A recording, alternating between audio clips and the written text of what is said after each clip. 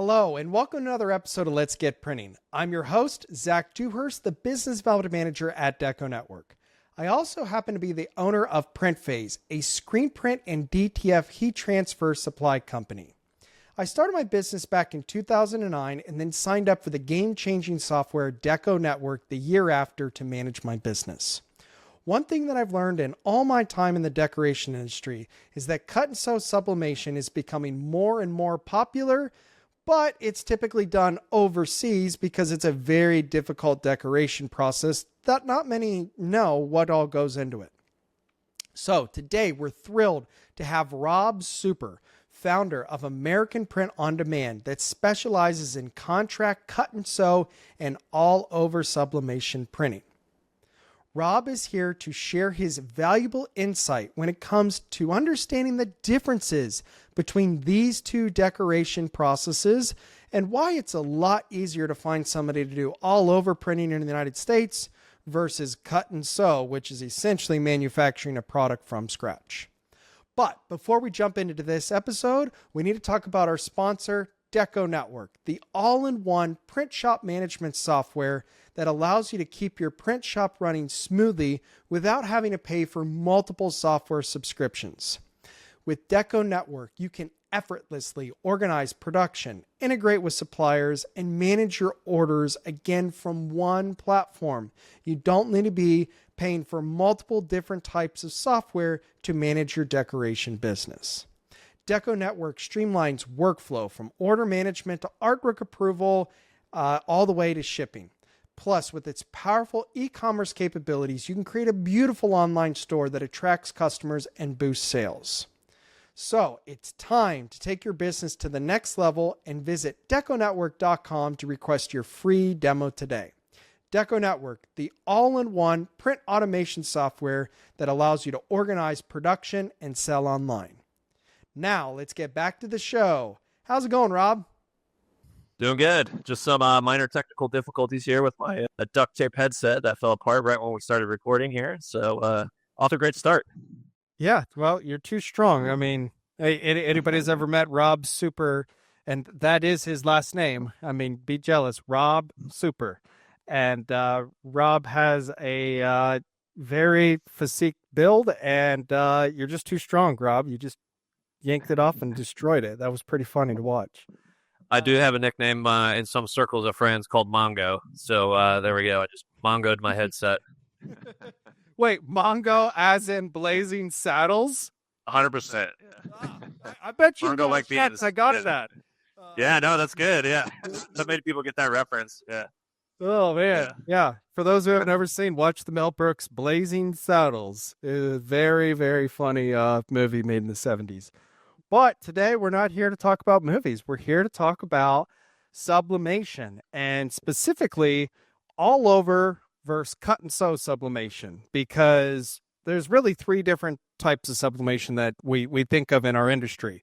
Sublimating hard goods, very typically small spot hit.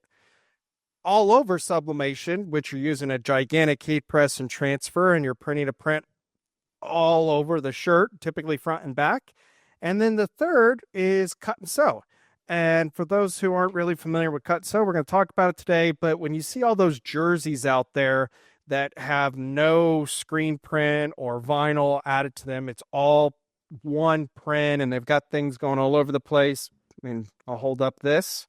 Not everybody can see during the podcast, but it's a, every square inch of this is printed, and how it was possible was it was printed onto panels, cut all those panels apart, and then a seamstress actually sews it all together.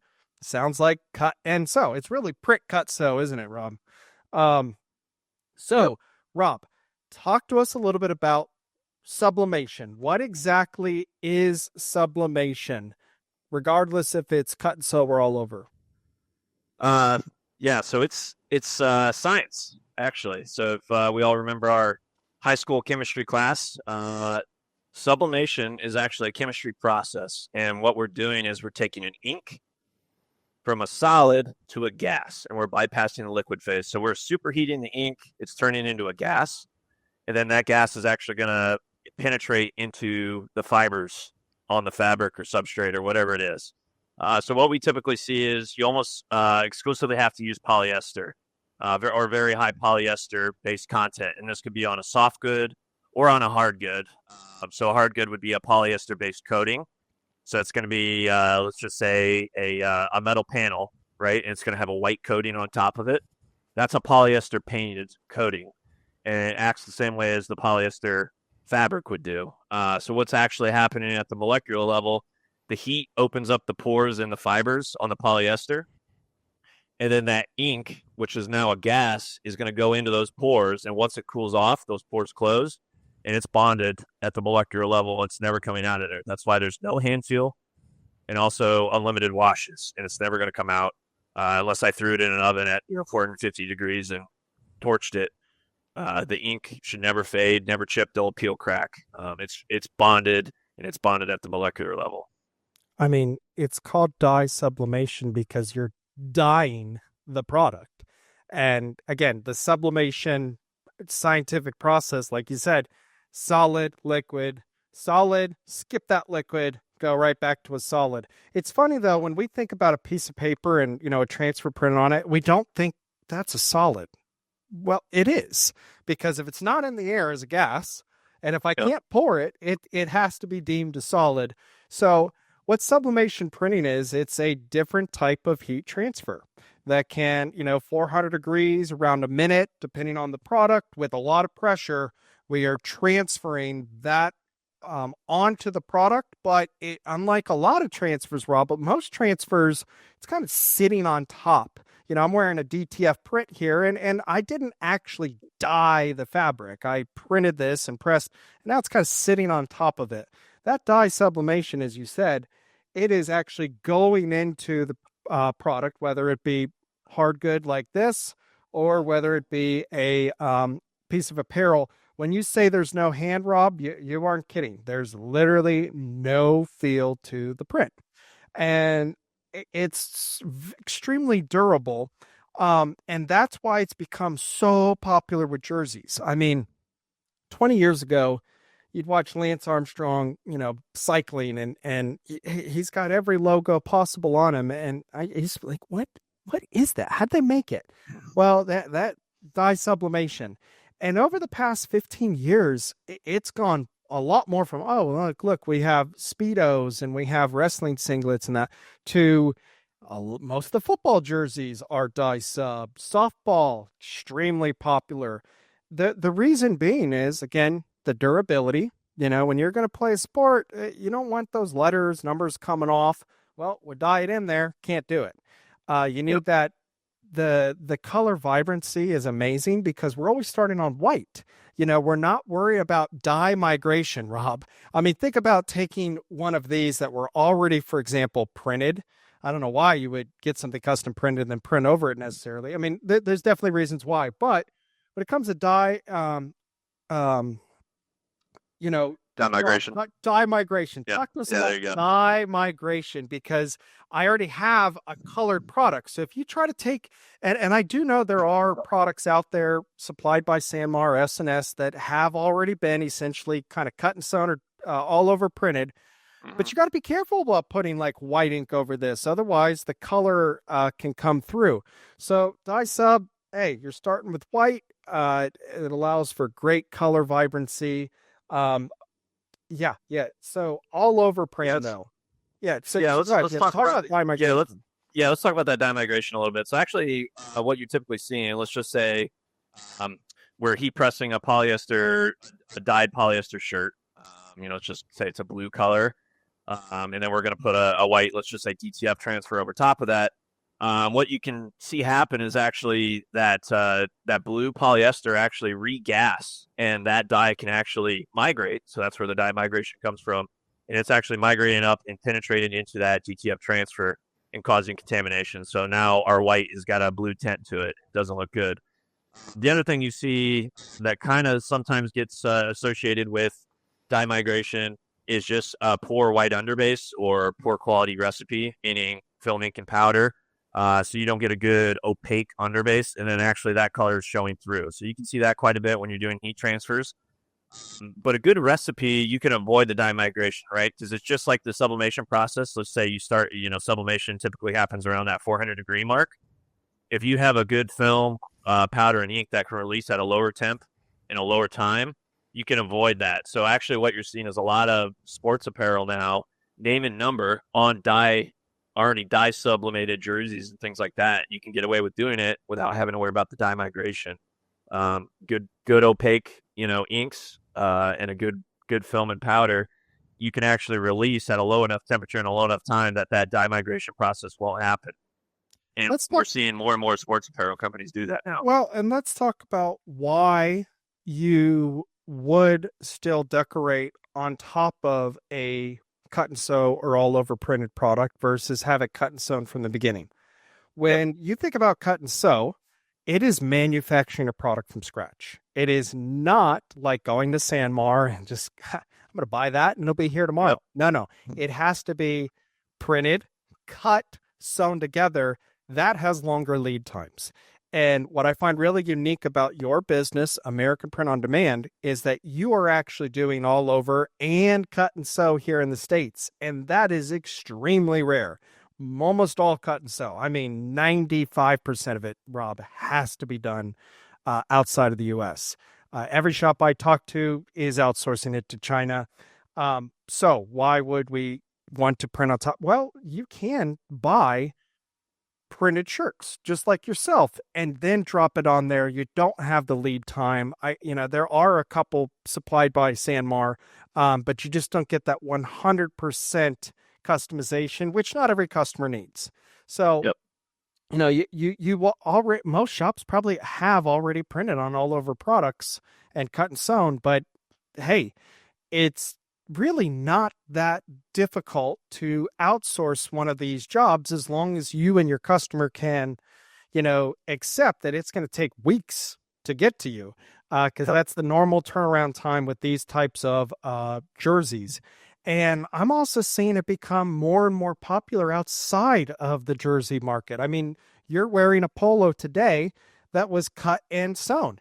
And one of the reasons why it's becoming more and more popular, I feel, is polyester has really changed over the years, Rob. I mean, polyester used to have a little bit of a negative connotation. It would be heavy, it'd be scratchy.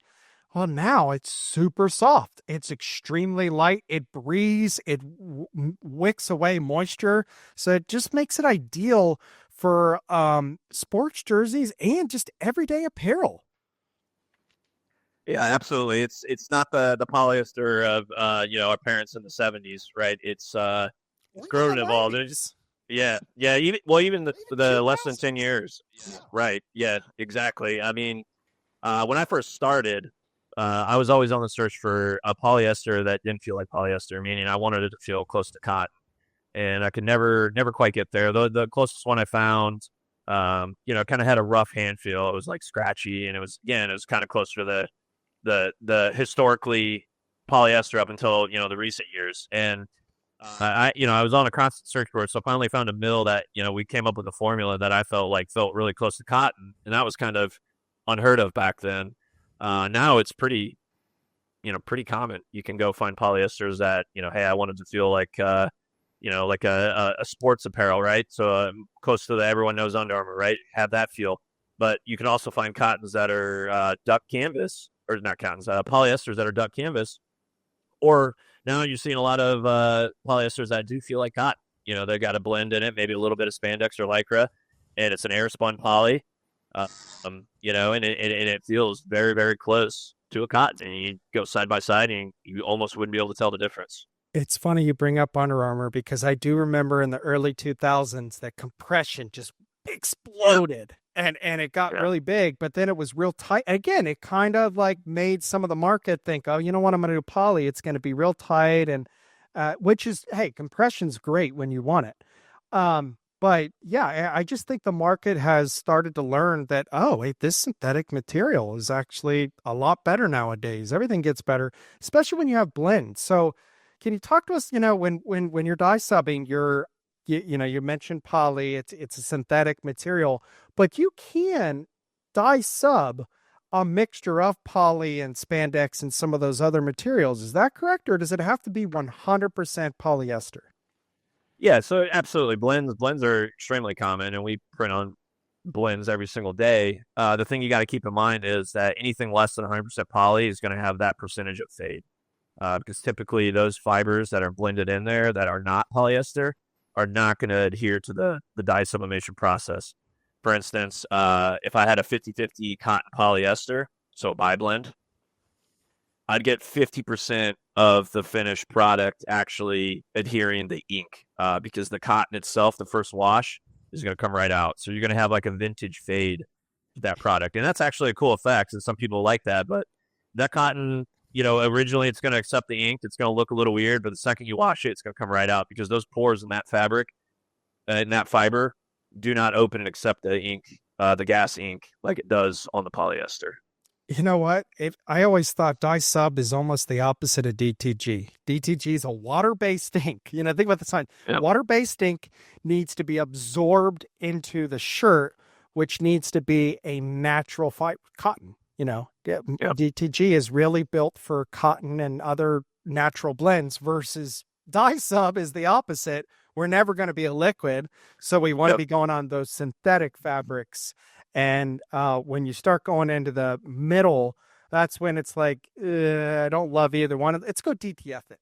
I mean, that's the other process now that we have. Yep. So dye sublimation, again, hard goods, pretty straightforward what we're doing there. All over. So in all over, we are still starting off with a completely white shirt, right? And then we're laying a gigantic transfer that goes all over the shirt. I mean, it's just kind of common sense in the name. It's a transfer that's pressed all over the shirt. The negative connotations with this process for years, Rob, has been, I don't want to see any white voids, which you would often see underneath the sleeve.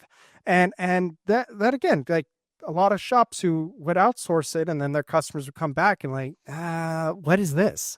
So you did some really cool things. And again, this is a podcast, so not everybody's going to be watching it, but I have a shirt here that I actually heat pressed in your shop, East Peoria, Illinois. And what was really cool about this is I mean, you're talking about, that is the only white I see on the entire shirt. And when I'm wearing this, it is impossible for anybody to see it. So talk to us a little bit about how all over printing works and what you did to this shirt to make it so that we don't have those white voids, because I don't consider, I don't know. I almost don't even consider it all over sublimation because of the lack of the white voids. I call it the Rob Super sublimation. Yeah. And that's actually kind of what my origin story was. So I originally even got into this industry being on the brand side of things. So I had a college roommate. We had started a brand back in 2014 and it had some good success, doing a lot of funny, like all over at the time we weren't even calling that because we didn't know what to call it, but basically all over print designs, and they were dye stubbed. And we had a manufacturer that was producing them with basically pre-made blanks, giant, 44 by 64 inch heat press. They'd put the design on top of it, sublimate it. But as your point earlier, you'd get a lot of dropout in the armpits and the side seams and the neckline. And it just wasn't desirable, especially if you had a design that had a lot of dark colors in it. So there's a lot of contrast. I mean, it really stands out. Imagine, Zach, that DecoNetwork t-shirt you're wearing. It's all black for those that aren't watching. Yeah.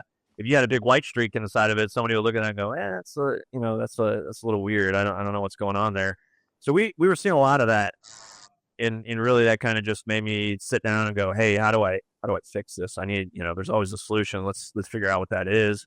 So I searched around on the market. I couldn't find a blank that really did what we needed it to do. Tested dozens of them from different manufacturers. So really I just sat down then and said, okay, we need to build a blank from scratch, and we need to figure out a blank that is built to lay flat. And so I did exactly that. It took about 6 months of working with a pattern maker, coming up with the curves and then basically all the different stitch types and the pieces and how to make it lay perfectly flat front to back. So you got to consider quite a bit in that, right? Not only is it the armpit area, but it's how the sleeves attach to the body. It's how the neck, ribbing on the neck, how that attaches to the body as well. The side seams, all that's important. If it doesn't, it only takes a couple millimeters of, wrinkle to throw that off and get that void. So it's got to be really, really precise. So it requires a precise hand with sewing, but also requires a dialed in pattern.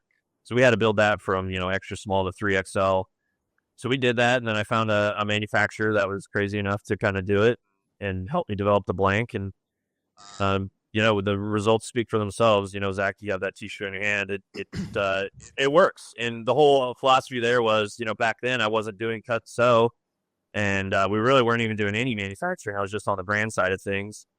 But I said, hey, if I can get this blank built and I can put a heat press in my garage, we can press these on nights and weekends, without needing to sew. And I could do, 20 to 25 an hour and not have to sew and have a really high quality product that's almost as good as cut sew.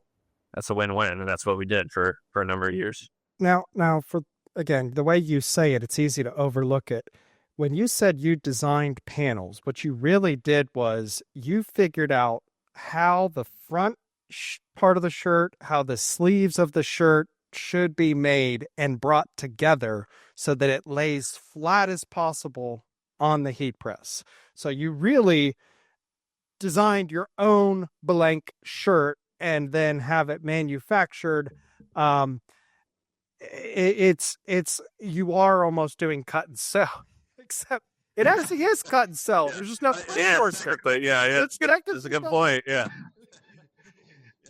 So I never thought of it that way, Zach. So I guess I worked in cut and sew back in 2016, 17. So, when you're doing all over printing, one, you got to have a really good blank. So, Rob, you do sell these?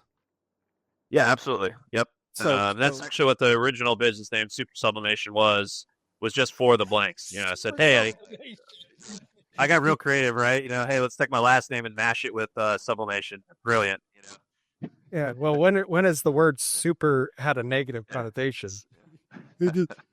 But we all think of like, I got to get that right domain name and so forth. But no, you just need the right last name, and right. You can do a lot of good things. And a lot of doors. Yeah. The nice thing about all over sublimation is you don't have to have a super trained skill set, because when you compare it to cut and sew, we're going to talk a whole nother ball game. But What is this? It's applying a transfer. So, Rob, if somebody can apply a DTF transfer or plus any type of transfer, it's not that much different, except you're just using a very big heat press and a very big transfer sheet, right? I mean, the learning curve to apply one of these is very little. Yeah, it's definitely a trade that you can pick up very quickly, and I would say it's a little more advanced than a DTF transfer in the simple fact that with the DTF transfer being the film is translucent, you can kind of see for placement. That's not really the case here with the all over print, because what we're doing is we're laying that blank garment down, and then I'm taking a dice up paper, which is an actual paper, so you can't see through it, and I'm overlaying that on top of the product. So that's one of the kind of the nuances of it that make it a little more challenging than DTF. And also just knowing that, hey, how to pre-press the product and get it prepped for, especially a lay flat product like the all over print blanks. There is a little bit, hey, I got to look and just make sure everything's looking good before I overlay it. But to your point, this was a really good product for us in the holiday season, because everything we did was on demand. When we first started American Print on Demand, we were manufacturing for a few different companies that sold these all over print blanks, and they always wanted to scale up during the holiday season. And, that's a really difficult thing in outright, right? I got to get temporary workforce, but now I'm having a specialized trade where I have to show them how to press on an all over print blank and do it successfully and do it at a high rate of speed and not a lot of defects. So that was another really great selling point of these blanks is that, hey, within 1 to 2 days, somebody can get pretty competent with mastering this. So I can bring a temporary workforce in, they can get, 20 to 25 an hour on a good day and crank out, really high quality shirts with little, under 5% defect. it was a really good business model. We'd go from doing a couple hundred a day to doing 1,000 a day in the holiday season. That's crazy. I mean, if you go on a Printify, Printful, all those, they all offer all over sublimation as a print on demand product.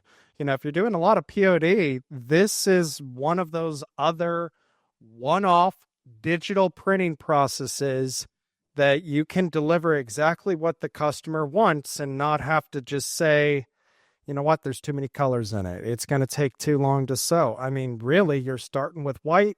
You can take on whatever artwork the customer gives you. Obviously, the higher resolution, better, but you can take some garbage and get it on a shirt pretty easily.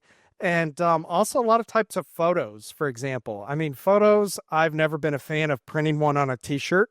It'll feel like Right. a box, but man, if I want to do it all over, no one's going to feel it. It looks and makes more sense. Now, Rob, when it comes to all over sublimation, you really primarily need two types of equipment. And again, it's kind of similar to DTF. Let's just keep comparing it to DTF because everybody loves DTF. You love DTF. Anybody out there, check out American Print and Supply, not just American Print on Demand, because Rob is big into DTF. Everybody's DTF, Rob. And when it comes to, again, the all over, you would need a wide format printer. Let me back up. Wide format sublimation printer, typically around 64 inches wide. What do one of those cost, Rob? Typically. Yeah, they've definitely come down in recent years, especially with DTF coming out. I think they've realized, hey, the market share is getting taken up a little bit by the DTF technology. Back in the day, I would say they were 30,000 plus, for a good middle of the road printer. Now they're, anywhere from, 15 to 50, depending on your volume and throughput. 8-9 years ago. But, you say that, but you know what? DTF and just kind of it's kind of really weird. COVID, I feel like my time has completely warped on me for three reasons. Because in 2020, the three things happened. COVID, craziest year for most people. I had a child 2 months before COVID, so I became a parent for the first time. Well, and again, like your time gets warped, especially when you're not sleeping those first years. And then third, DTF came out right around that same time.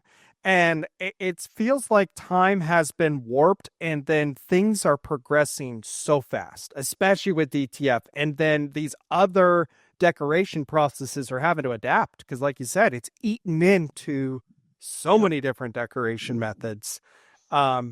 So with that, so again, $15,000 wide format. Let's talk through that equipment a little bit. Yeah. So my original setup was a little Muto RJ900, and that's a 48-inch printer, Dyso printer. Pretty sturdy little machine, but by no means like a really fast or like high output machine. Pretty basic. That's what we originally started with. We had a 48-inch media, so it's a 48-inch paper.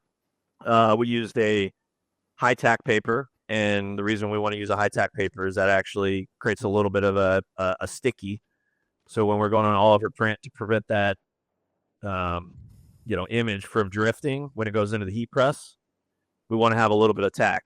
So one thing, that we've seen over the years is that the black ink actually gases the last, and unfortunately, that's the one that ghosts the most. So if you have, let's just say I put a all over print with a lot of like black sharp lines in there, and I press it, and then my press releases after a minute at 400 degrees. And let's just say that paper shifts a little bit. There's wind. I've got a fan blowing on it, and it just shifts just enough. There might be a little bit of gas still coming out of there, and that's enough to create a ghosting effect. Or it can even shift while it's in the press a little bit, or when the press is coming down on it, and it creates that gassing effect.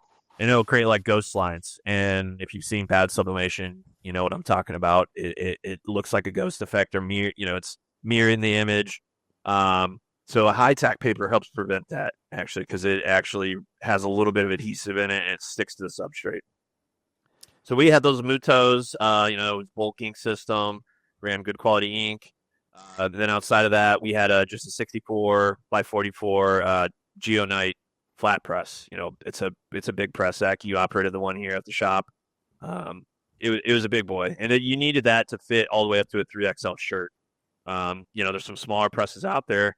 The problem is if you can't encapsulate the product because it's all over print, if you can't encapsulate it on the heat press, you can't do all over print. So you got to have a press wide enough to do that. And that's one of the things, outside of the ability to lay flat, people go, well, why can't I have all over print on a hoodie or a long sleeve tee or things like that?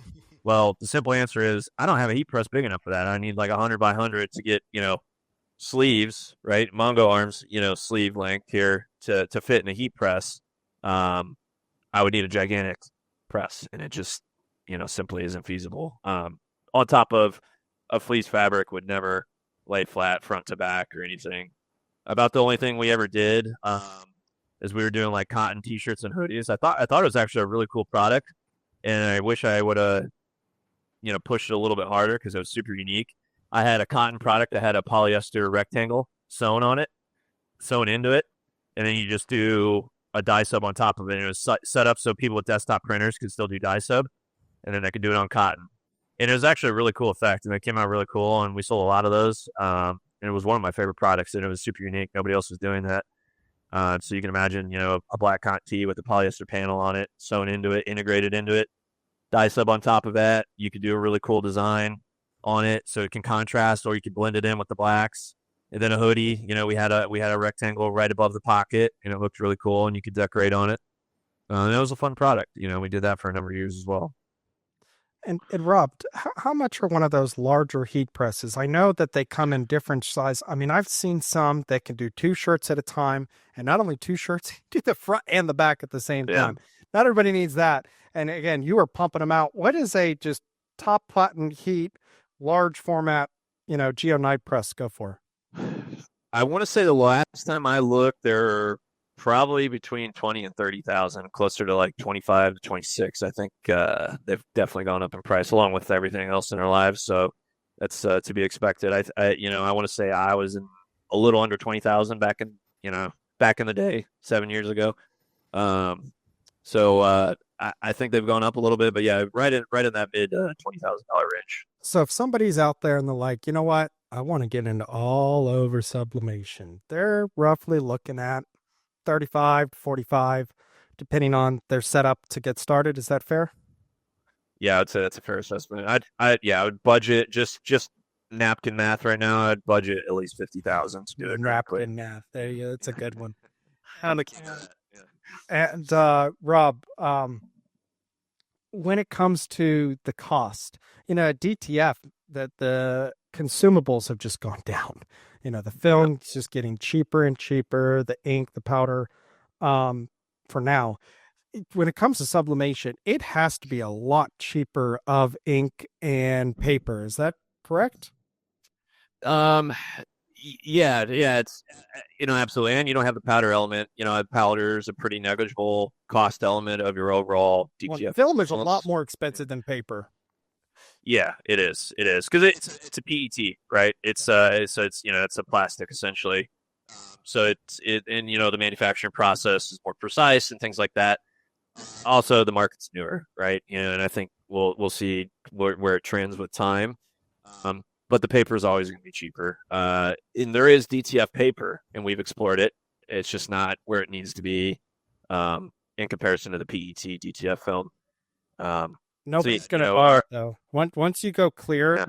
I'm a Plastisol screen printer, and that's what I did for years, and we still do. Yep.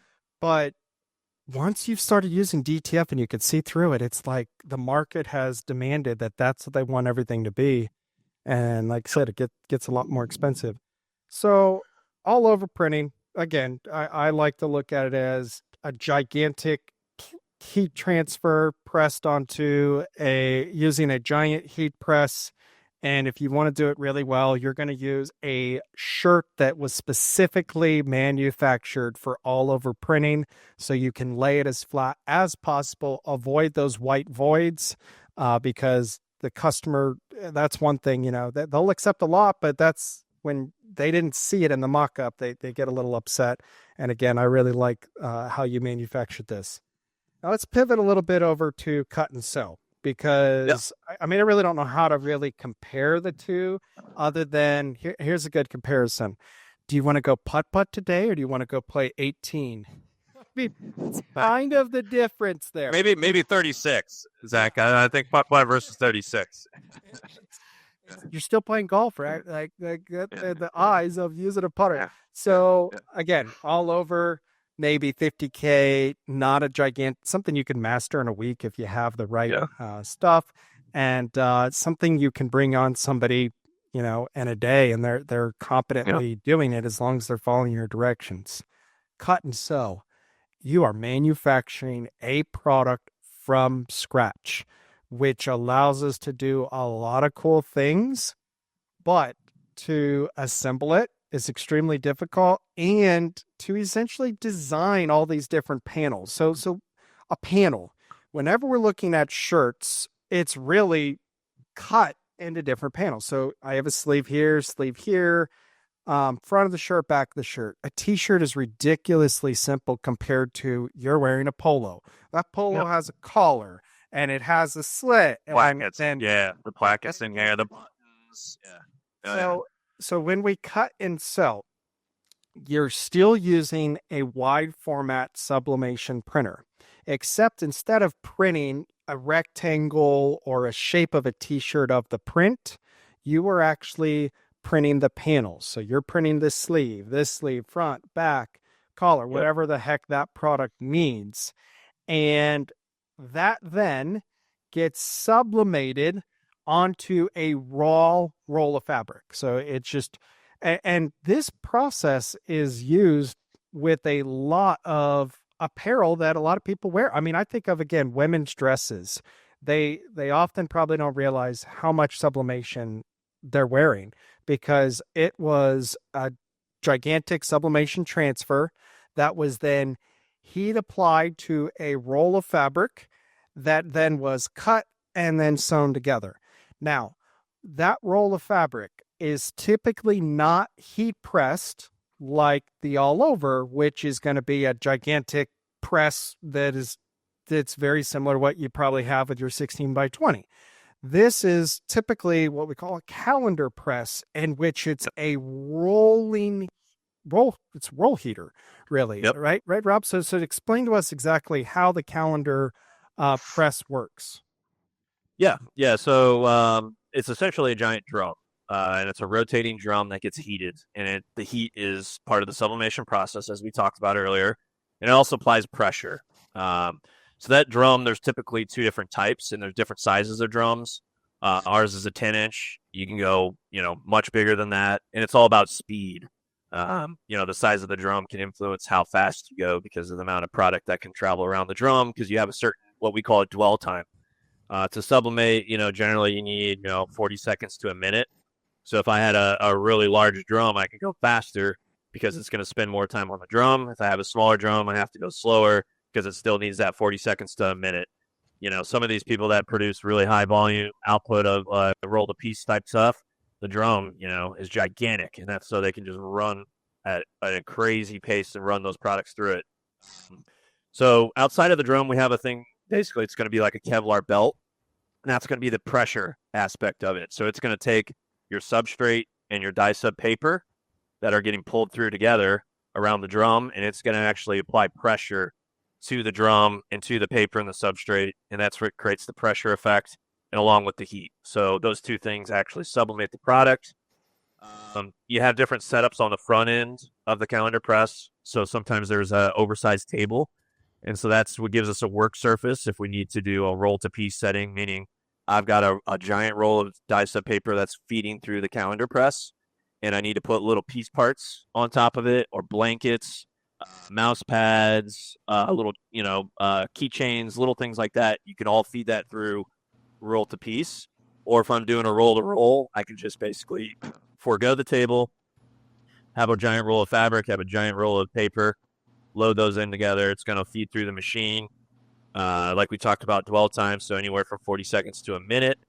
all these factors, influence your output too. So the amount of time, heat, pressure, these things influence how it sublimates, what the finished product looks like. If I have too much tension or pressure, when I say tension, it's on a take-up, I can actually stretch a fabric and prematurely stretch it, and then it's going to disfigure the product.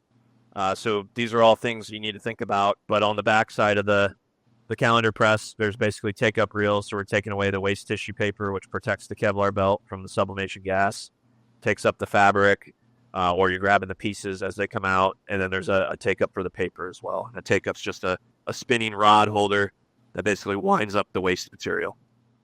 So let's summarize this. Think of a fancy heat press, which is just spinning a roll, and another roll with the Kevlar, and they come together and through, and it transfers. And what comes out is printed polyester. And that printed polyester, again, if you're doing cut and sew, is just going to be a bunch of panels. And then in between them is just essentially waste white poly that's not being used.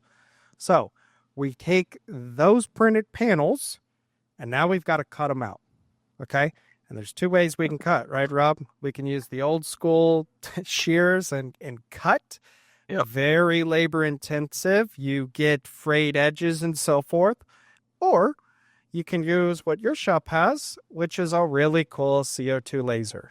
You can lay the printed fabric on the CO2 laser, and using registration marks that you printed when you printed the transfer, that CO2 has eyes. I mean, it seems like a smart machine. It just goes around and cut. And before you know it, you have all your different panels. Really what it's doing is it's cutting out all these puzzle pieces that you then grab, throw in a bin, then we take it into the sewing department. So that CO2 laser, it's almost the only way you can do it nowadays. I don't see how you could cut by hand and still be profitable like that. But so if we back up, just again, trying to get somebody an idea of what it would cost to try to, do this from scratch. What's a calendar press run? Probably, mid 30s plus for a good quality one. The infrareds are a little less than the oil filled drums. So those could be a little bit less, but I think from a quality and consistency and maintenance standpoint, oil filled is the way to go. Yeah, so you're looking at 35,000 plus, substantially more for a really good high quality one. What about a CO2 laser? Like that setup. Yeah. 50 plus. Yeah. Okay. Yeah. And all the way up to 200, depending on what you're looking at. And the CO2 laser, it's not much different than other CO2 lasers. Is that correct? It's just an exposed bed, and but it's just quickly finding those registration points to then cut. And the nice thing about the CO2 laser, it actually seals the fabric at the same time, kind of the opposite of cutting by hand. Right. Yeah, it's more or less a engraving machine repurposed. I think that's actually where the origins were from the different manufacturers that make these. Is essentially a oversized engraving bed that has said, hey, let's repurpose this and cut fabric. And so they added some technology on the vision side of things to see the pieces, like you said, registration marks, or we encapsulate it and it scans the piece and cuts it out. But that's really all that's happening. So it's no different than your epilogue laser that you see that does engraving. It's the same exact thing. Same CO2 setup, just an oversized bed, and it's meant for fabric, on the software side. So it cuts up all those panels. Now we've got to assemble them. Now the actual kind of the manufacturing of everything comes together. So this is, we just, you gave me a couple numbers there. With those first three pieces of equipment, we're right at 100 at least. Mm-hmm. At least you're looking at 100K. You can have all that, but if you don't have the skilled labor force to actually sew these together, it doesn't work. And you don't need just one type of sewing machine. What do you have? 5, 6 different types and then multiples of each? Like what? Why do we need so many different types of sewing machines for cut and sew? Yeah, so we've probably, I think you're about right. Yeah, I think we probably have 6 different types, categories of machines, and then we have anywhere from 30 to 40 total machines. And really, you got to break it down and to think about, especially with our workflow, all the different product types we manufacture. They all have different fabrics, and all the different fabrics influence how the machine behaves and functions. So there's all these different variables, right? So the feel of the fabric. So a smooth fabric feeds differently through a machine than a rough fabric, a coarse fabric. So you have to take that in consideration. A sheer fabric or a thin fabric doesn't sew the same way a fleece does. So we have to have a different needle. The angle of the needle, is there a ball point on the needle? These are all factors you have to think about. The tension of the machine, the speed of the machine, the timing of the machine. These are all, again, variables. And every fabric and every product's a little different. If I'm sewing a polo and I have like some fine detail work I need to do, it's probably a little different setup than just a basic T-shirt. And then on top of that is the thread. Different threads not only behave differently when we're sewing, but also the color matching aspect of it too. So if I have a heavy black design, I probably don't want to put a white thread on it because it's going to contrast quite a bit. And then people look at it, and if there's just one little thread that has a little like loop hanging out, they're like, oh, this isn't sewn correctly. Well, no, that's pretty common. But generally speaking, mass-produced goods have color-match thread. It's really difficult to do with dye sub because there's how would I color match this? I mean, this is a black and white design, little easier. But if I had like a crazy color design, I really can't color match that. So it's very mix of contrasting threads. So it's a difficult thing. We really stick to black and white, but we got to make decisions. Hey, this one should get black. This one should get white. So we have machines basically dedicated just for thread on top of all the other variables because I don't want to sit there and rethread machines all day long. It's just not very efficient. So you got to have a machine to handle. Yeah, let's say somebody though, they only need one of each 6 different types of machines. And again, these are different machines that do different things. So they're able to sew. This one is able to sew this part, the 2 versus I may use a different machine to attach the sleeve. So what might, 6 individual machines run, Rob? Ballpark napkin. Yeah, napkin. Let's bust out the napkin math. I'm going to say a good quality industrial machine. Let's just say you're going to be probably at least 20 to 25,000 for those 6 machines. For the 6 machines. Okay. Yeah. And now we've invested at least $125K, but we still haven't gotten to the hard part, Rob, which is why is this process rarely done in the States? Because printing to transfer isn't that hard. Pressing it really isn't that hard. Cutting it isn't that hard. You have to now have the skilled labor force to assemble it. And this is just hard to do, and it's hard to find, again, outsourcing. Why are a lot of things it's cheaper labor? That's the main reason why they outsource. Yep. And it makes it so yeah, how hard was it for you to find, put together a team of seamstress who love to sew and it's also repetitive work. It's not for everybody. So was that a big challenge for you when you were putting together the cut and sew business model? Yeah. When I jumped in this head first, I bought a bunch of equipment. I had no sewing prowess at all. I did some basic research, but there's not a lot of info out there, at least not back in 2016, 2017. It was hard to find, hey, what does this machine do? What's the name of it? And I'm in Central Illinois. It's not like there's a clothing factory down the street that I can go like, hey, mind if I get a factory tour and ask a couple questions? It just doesn't exist. The industry here in the United States has been decimated. It doesn't really exist anymore other than in a few pockets around the country. Not a lot of sewing going on. So we don't have the bench strength in factories, but also just in the workforce. So most sewing experience is going to be people that, home ec in high school, things like that. Or, hey, my grandma taught me to sew. Or, hey, I just picked it up as a hobby. Or, hey, I've been hobby sewing for a long time. So that coming into it, I had no baseline. So I didn't come from a family that, had any knowledge of this so I kind of knew what I was doing. I just was crazy enough to put a bunch of ads out there. So on Facebook and Craigslist, I put ads out, hey, looking looking to hire sewers. And I was very, very fortunate to meet, early on some people that were crazy enough to say, hey, let's figure it out. We don't really know industrial sewing, but it sounds fun.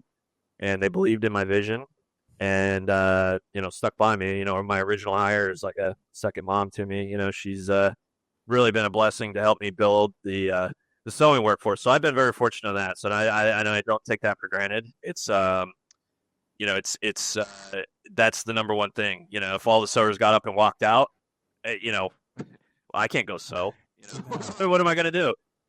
So I'm very, very blessed to find the right people. And some of that's just luck. I just happen to find the right combination of people. We tried to find, in the early days, because even though we're bashing our heads against the wall and we're getting product out, but we just weren't quite there. We didn't have the knowledge. We tried to bring experts in, but I couldn't find it. And I looked all over. I went to trade shows. Like, how do I find sewing experts to come in? I'll pay handsomely to have somebody come in and spend a week with us, show us everything we didn't know, especially on the machine side, the tuning and the maintenance of the machines. We kind of self-taught and learned there, but even now there's still stuff that we're like, man, I just can't figure this. Some of the more complex machines, a buttonholer. We have a buttonholer brand new sitting here. I'm like, I can't figure this thing out. I don't know what to do. Yeah, versus screen print embroidery experts, you can hire somebody. Yeah. Absolutely. And they'll come to your shop. You're going to pay them a pretty penny, but they're going to make your equipment sing and teach you a lot versus this is a whole nother animal. So what do you think? Why do you think more jobs are outsourced? Is it the cost to get started? This is a lot of investment, or is it primarily because of the skilled labor that goes into it? I think it's a combination of all of it, right? Very steep barrier to entry, not only on the financial side, but also on the technical skill set side. Um, you know, Did you get a manual? Hey, buy this, buy that, and put out an ad for this. It's not. You can go. There's so many people how to start a screen printing business, how to start an embroidery business. Is there how to start a cut and sew business? Yeah, not that I'm aware of, especially not, at least to my knowledge, when I was out there searching, night and day looking for info out there. And there's certainly businesses that definitely helped me learn a lot, but they only sold pieces of it, right? There was never a comprehensive, hey, this is all the equipment, here you go, this is what you need. And I don't know that there ever will be because it's such a niche thing. I think it's it'd be difficult for a business to really, build a platform around that. But I think networking with people, definitely is the number one thing, right? Like you don't know what you don't know, and sometimes people have just a little bit of information that, like, oh, okay, I can connect the dots. Now it's making sense to me. And so to answer your question, I guess Zach, part one, yeah, it's the financial, obviously the skill set side of it, and also just I think the the market adoptance of it and willing to pay a premium for an American made product. A lot of people say, yeah, I want USA made stuff, but when you put the price tag in front of them, they get a little gun shy. And some people, no matter what their conviction is, hey, I got to have it USA made, and that's great. But everyone's feeling the squeeze with inflation now. Stuff's more expensive, and unfortunately, what I've observed is the perception of a T-shirt value hasn't really gone up in conjunction with inflation. Right? We're forced to pay more at the gas pump or at a restaurant. Food. These are basic necessities we have to have. I don't have to have a T-shirt, and the perception of a T-shirt, hey, a $30 or $40 T-shirt's still expensive, even though everything else has gone up significantly in a short period of time. So I think that's one of the things for season two. It's kind of a squeeze there. So for the cut and sew piece, what we've really done is tried to focus on that higher tier product that you can't get elsewhere, and it's really a niche thing. So it's the perceived value is much higher on those products. Outside of our squares and rectangles that we love to print, if we're talking cut, so I try to do the higher end stuff, a polo, fishing jerseys, performance products, sports apparel, things like that you simply just can't get a lower quality product. And that's really what we focus on. Yeah, one of the things I always say is the best and worst thing about this industry is the barriers of entry. I mean, especially now with somebody like yourself, selling DTF printers to everybody or selling them transfers. What do you need to start a t-shirt print? You need a heat press, or don't even just outsource everything. But a heat press is all it takes. When it comes to trying to do all over sublimation, bringing that in-house, I mean, yeah, you're looking at $50K. You need some space, similar to what an automatic screen press, setup is going to cost. Little different model, but this cut and sew, whole nother animal. Absolutely. And the barriers are much higher. And, that's sometimes the reason to get into something is because the market isn't as saturated. And I got to think one of your competitive advantages, core competencies, is your turnaround time, because when you're outsourcing to China, it takes weeks. You're American print on demand. So doesn't matter how many it is, you're going to be able to do it. It's a made to order product. What is the typical turnaround time for a cut and sew? Yeah. So, just to clarify on that. So our core business, what American Print on Demand was and is a on-demand company. So we plug in with e-commerce stores. We have a digital dashboard that you can put your designs and plug into your store. And then when somebody orders that, it comes to us digitally. We receive the order, we put it in the pipeline, we manufacture it, package it, white label it for your brand, and ship it out the door. And we do that with the cut sew products, and that's really what our bread and butter have been. So it is truly a one-off fashion. So you could have a million different SKUs on your store, and it doesn't matter to us how many there are. Whatever comes, through the order process, we'll manufacture and ship it out. So that's really the beauty of it. I would say typical turnaround time, anywhere from 5 to 7 business days is what we typically see. So we try to stay around that under that 2 week period. That's when customers start to get antsy. But that's simply just because of the function of the sewing process. There's so many steps involved with it.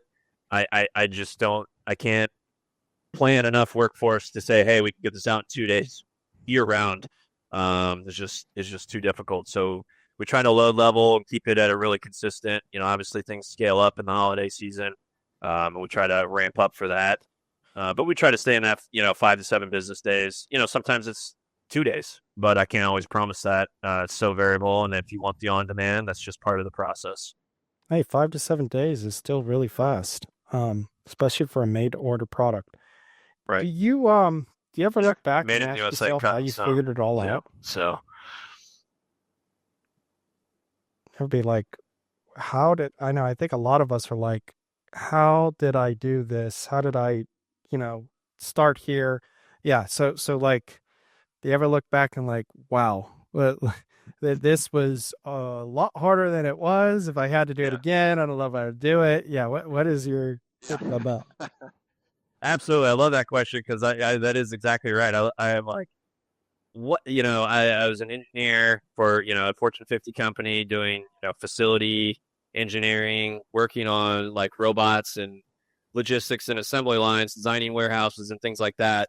How did I end up sewing apparel? And it's just kind of one of those things where it's like a apple fell out of the tree and hit me in the head and gave me a crazy idea one day, and I just started piecing it together. But I think it's been a lot of blood, sweat, and tears, and I'm very proud of what we built. It's been a fun journey. But if I had to go back and do it all over, I'd have to take a serious look at that because it's not an easy thing, and it's getting more and more challenging, as the years progress, in certain ways. But like I said earlier, I'm very fortunate to have a great team to support it. I love what we do, and we're going to do it as long as we possibly can. It's a fun product. I almost typically exclusively wear clothes we made, like this polo here. That's the fun aspect about it. You can have a design I come up with and throw it on a product, and a week later I'm wearing it around the office. Makes it fun and interesting, and it's a passion of mine, and that's always going to be a core product of ours and something that differentiates us from a lot of other shops because there's only a handful of us doing this right now or crazy enough to do it in the USA, and I love it. Yeah, only crazy enough is the right terminology there. Rob, where can our viewers go to learn more or place orders for your all over cut and sew or check out your DTF line of equipment and consumables? Yeah. Yeah, absolutely. So info at AmericanPrintOnDemand.com, or you can give us a call at 309-328-8767. That also, you can reach out to us if you have any DTF needs. And a little origin story on that. Why I got into that. I was obviously a digital guy with DyeSub, and absolutely love the DyeSub technology. I still believe it is the best print technology. But Zach, to your whole thesis here, the barriers to entry and the difficult nature of it, the cost of the product, it's not super scalable to the point where I wanted to take the business. So I was always constantly looking for, hey, what's the digital process that I can go on cotton or some non-polyester product that I have to cut and sew. That's originally why I made the rectangle T-shirt with the polyester patch on it, so I could print on it and not have to do all over cut. So I looked at DTG. I did not like it for a number of reasons, mainly the pre-treat process and just the fact that I am still and then I'm limited to essentially a cotton. So it's like okay, now I have either cut sew on poly or I have black and white cotton T-shirt DTG, and I was like, that's not really enough for me. I looked at heat transfer vinyl, print cut vinyl machine, the weeding. I did it once. Hand, okay, yeah, I'll never doing that again.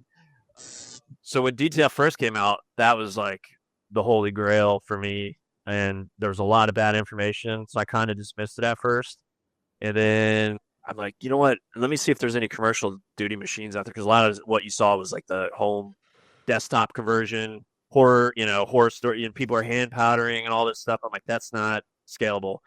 But when I saw there were some industrial machines on the market, I jumped in. I was immediately a believer in the technology. I'm like, this is a paradigm shift for anyone in decoration. This is going to do waves in the industry. And, that's why we spun up the American Print and Supplies, because we so much believe in the technology. Not only am I an end user here for American Print on Demand, I want to basically bring that technology to all the other shops and entrepreneurs around the United States and North America, because it is a paradigm shift. Zach, you have one. It absolutely transforms businesses and gives you a lot of things you can do. I mean, most people just associate it with apparel, but there's so much more you can do with it, especially when you start thinking about, wood and those types of a product. You can do some really interesting things. So super excited about that as well. You can reach us at American Print Supply, info at American Print Supply. If you have any DTF questions, happy to answer them for you. We've got a great set of technicians and dealers across North America. Awesome. Well, thank you so much, Rob. Hey guys, I'm telling you, Rob is a really great guy. I always have fun visiting your booth at Printing United, impression shows that you do. So guys, you have any questions about all over cut and sew or DTF equipment, check out American Print on Demand and American Print and Supplies.com. And thank you again so much, Rob, for joining us, and look forward to doing another one of these with you in the future. Yeah, thanks. It's been a great talking with you, Zach, and looking forward to seeing you at Printing United. All right. Thanks, Rob. Cheers. Yep.